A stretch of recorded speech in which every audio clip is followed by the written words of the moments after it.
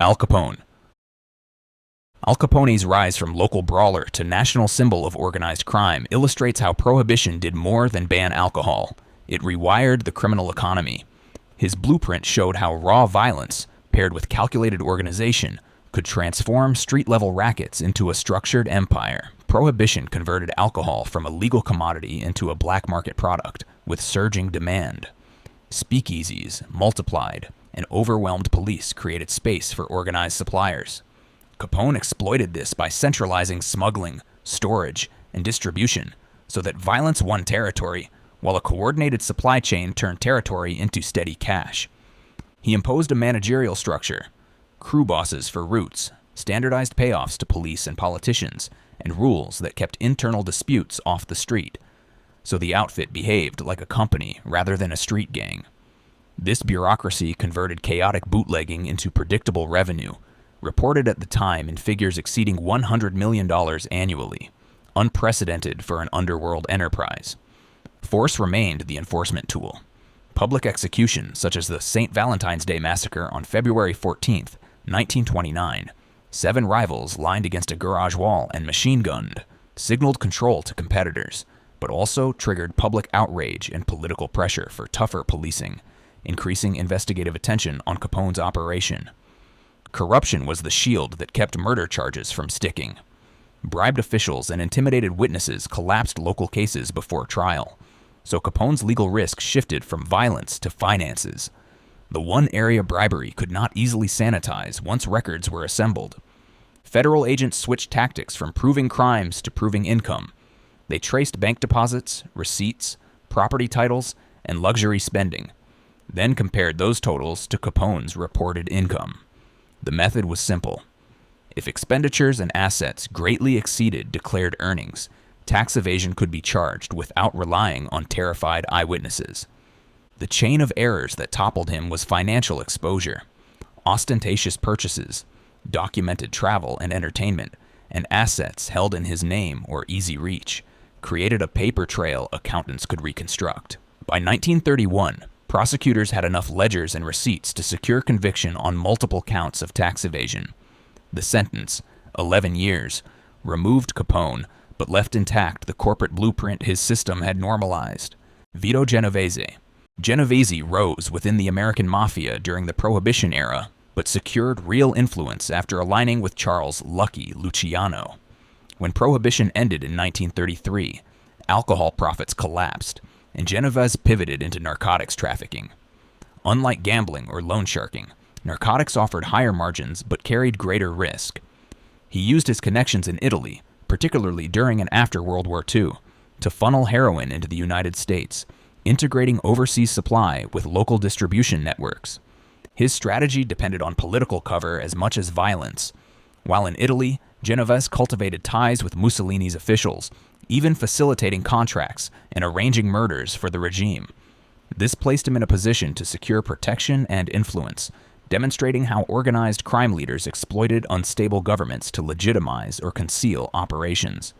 When the Allies invaded Italy, Genovese attempted to reposition himself as a local fixer for U.S. military authorities, briefly reducing scrutiny. Back in the United States, Genovese maneuvered to control the Luciano crime family. He eliminated rivals through orchestrated hits and used the mafia's governing structure, the Commission, to legitimize his claim. His consolidation of power was marked by brutal enforcement. Murders of defectors and suspected informants ensured silence. However, his expansion into narcotics directly conflicted with the mafia's strategy of keeping high-profile crimes at arm's length, drawing stronger law enforcement interest. The error chain began when Genovese underestimated the reach of federal surveillance. Informants within the heroin distribution network provided leads that linked shipments back to him. A major mistake was his reliance on meetings and direct oversight, which gave investigators opportunities to record conversations and flip associates. Additionally, his visible power struggle within the mafia fractured loyalty, leaving him vulnerable to betrayal. By 1959, federal prosecutors used insider testimony and controlled delivery evidence, tracing heroin from importation through street-level sales to convict Genovese of narcotics trafficking. He received a 15-year sentence, effectively removing him from mafia leadership. His fall demonstrates how crossing into narcotics amplified both profits and investigative intensity, and how reliance on political cover and intimidation collapsed once cooperative witnesses and paper trails aligned. John Gotti. John Gotti rose through the Gambino crime family in New York during the 1970s and 1980s, gaining notoriety after orchestrating the assassination of boss Paul Castellano in 1985. By eliminating Castellano outside Sparks Steakhouse in Manhattan, Gotti seized control of the family in a single, high-profile strike. This break with mafia tradition, killing a sitting boss without commission approval, was justified internally by Castellano's unpopularity and Gotti's ability to deliver immediate authority backed by his crew. Gotti's rule differed from the low-profile model of earlier bosses. He cultivated a public persona as the Dapper Don, dressing in expensive suits and openly fraternizing at social clubs. Media coverage amplified his image, but the visibility that built fear among rivals also drew relentless investigative attention. Federal and local agencies prioritized him, pouring resources into surveillance, informants, and financial tracking. Violence was Gotti's enforcement mechanism. Killings of suspected informants and disloyal associates reinforced discipline, while loan sharking, extortion, and gambling profits consolidated his revenue streams. He benefited from jury tampering and intimidation in earlier trials, earning him the nickname Teflon Don after repeated acquittals. However, this reliance on manipulating witnesses and juries was not sustainable once investigators improved surveillance capacity.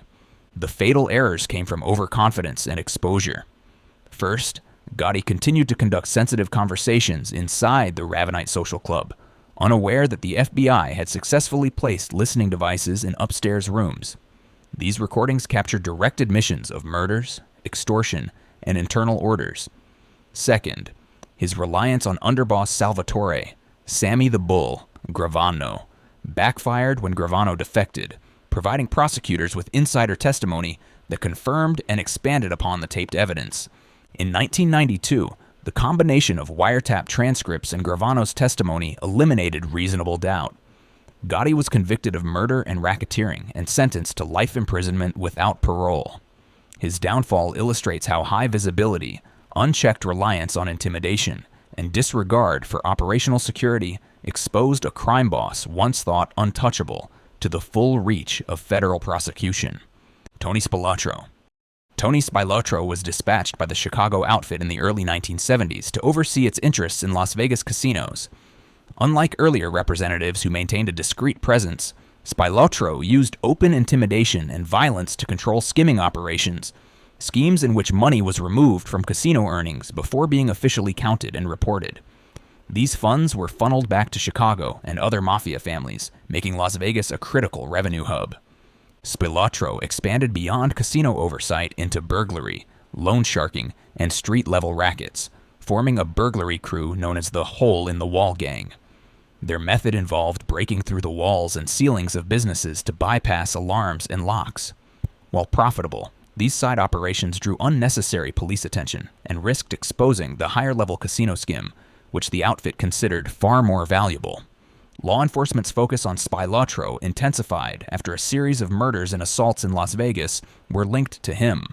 The FBI combined surveillance of casino finances with homicide investigations, building a case that the violence surrounding Spilotro endangered the stability of the outfit's most lucrative operation.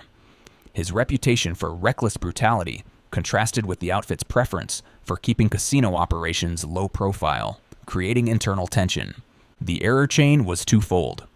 First, Spilotro's side rackets broke discipline, ensuring local authorities could tie his crew directly to burglaries independent of casino activity. Second, his unchecked violence created public and political demand for a crackdown on organized crime in Las Vegas. This dual exposure, street crime evidence and federal financial tracing, eroded his value to the outfit. In 1986, after years of mounting investigations and concern that Spilotro's recklessness threatened the skim, he and his brother Michael were lured to a supposed mafia meeting in Illinois. Instead, they were beaten to death, their bodies buried in an Indiana cornfield.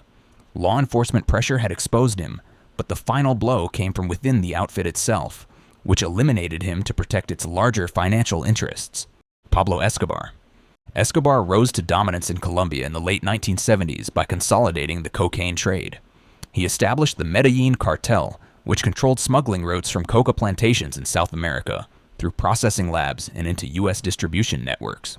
By centralizing production and transport under one umbrella, Escobar turned cocaine into a global commodity, with profits reaching billions of dollars annually. His power rested on a dual strategy of patronage and terror. In poor neighborhoods of Medellin, Escobar built housing, schools, and soccer fields, presenting himself as a benefactor. This generated local loyalty and protection against informants.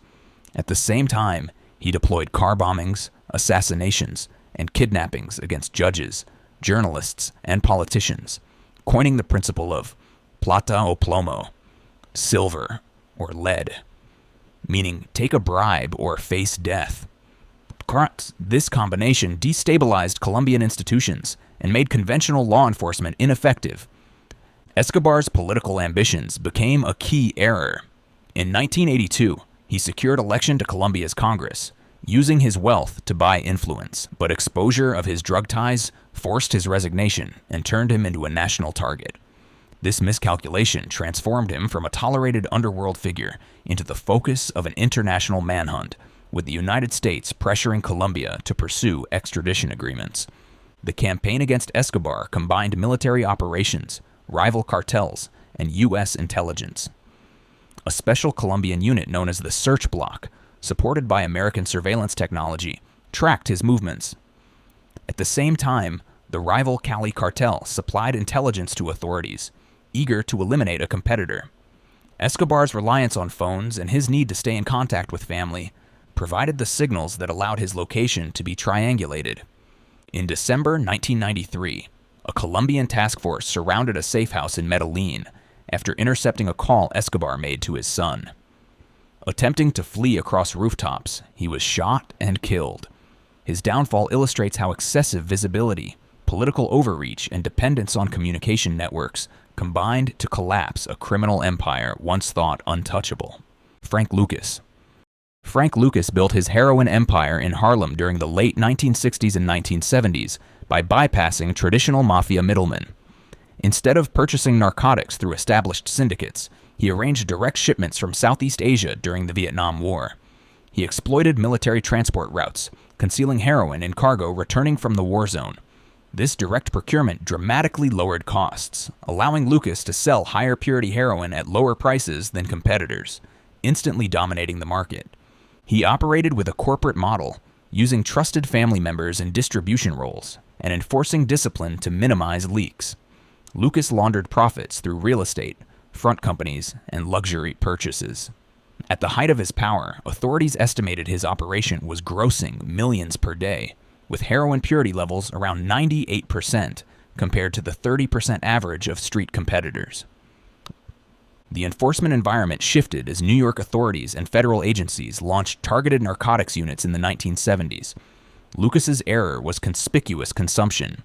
His display of wealth, including high-profile clothing and lavish public appearances, contradicted his strategy of keeping operations discreet. These signals drew investigative scrutiny, leading law enforcement to trace assets and financial irregularities. A second error was internal betrayal. Associates facing their own prosecutions cooperated with law enforcement, providing intelligence on Lucas's import methods and organizational structure. Combined with surveillance of transactions and financial flows, this insider testimony allowed prosecutors to map the supply chain from overseas sources to Harlem distribution. In 1975, after a coordinated raid, Lucas was arrested with large quantities of heroin and millions in cash. Convicted on federal and state drug charges, he received a lengthy sentence. His eventual decision to cooperate with authorities further dismantled his network. Lucas's case demonstrates how innovation in supply chains can briefly displace entrenched syndicates, but also how visibility and betrayal make even the most sophisticated drug empires vulnerable to collapse. Whitey Bulger. James Whitey Bulger rose to power in South Boston during the 1970s as leader of the Winter Hill Gang. His revenue came from extortion, loan sharking, drug trafficking, and gambling rackets enforced with violence against both rivals and non-compliant locals. What set Bulger apart was not just brutality, but his dual role as both mob boss and FBI informant, providing intelligence on the Italian-American mafia while simultaneously expanding his own criminal empire. Bulger's arrangement with the FBI, particularly his handler John Connolly, gave him cover. In exchange for information about the Patriarca crime family, Bulger received warnings about investigations, protection from indictments, and the elimination of competitors via law enforcement crackdowns.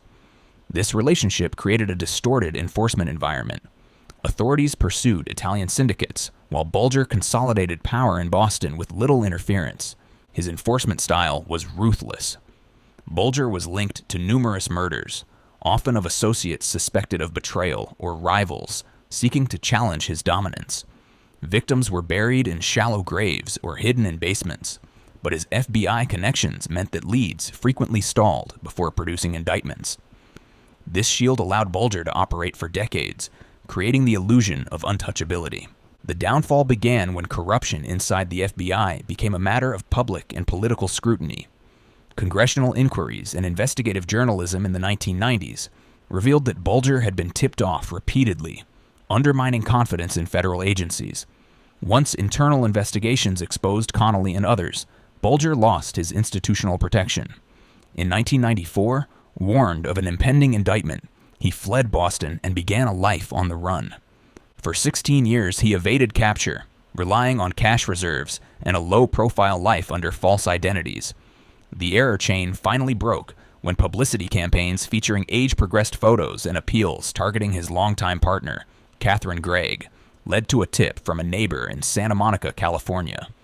In 2011, Bulger was arrested with weapons and cash hidden in his apartment. His trial resulted in convictions for multiple murders and racketeering. Griselda Blanco. Griselda Blanco, known as the Black Widow or Cocaine Godmother, was a central figure in establishing the cocaine pipeline from Colombia to the United States during the 1970s and 1980s. She innovated trafficking routes into Miami, using couriers who concealed cocaine in clothing, luggage, and even on their bodies. By scaling these methods, she opened one of the first sustained flows of Colombian cocaine into U.S. markets, paving the way for the Medellin and Cali cartels.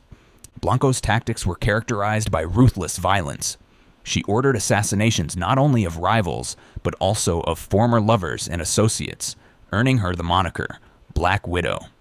Drive-by shootings and public executions became hallmarks of her reign, contributing to Miami's reputation in the 1980s as the cocaine capital of the world. These tactics created short-term dominance but drew heavy media and political attention, accelerating calls for federal intervention. Her criminal empire extended beyond trafficking into large-scale money laundering. Profits were funneled through front companies and offshore accounts, but visible displays of wealth, including lavish properties and luxury purchases, highlighted her as a target for investigators. Her reliance on a personal network of hitmen and couriers also created vulnerabilities, as captured associates became sources of testimony and intelligence. The chain of errors included overexposure and reliance on extreme violence in public spaces.